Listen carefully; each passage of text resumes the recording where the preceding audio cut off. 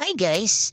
Eto na nga po pala, sumahod na nga pala ulit ako sa Bigo. Yan, mag-withdraw na kami. Masayang-masayang dalawa kasi napagplanuhan namin ni Ronnie mag-grocery.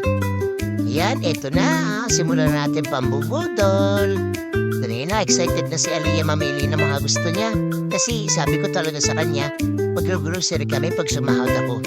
Kaya eto na, bibili na kami ng mga kailangan namin sa bahay.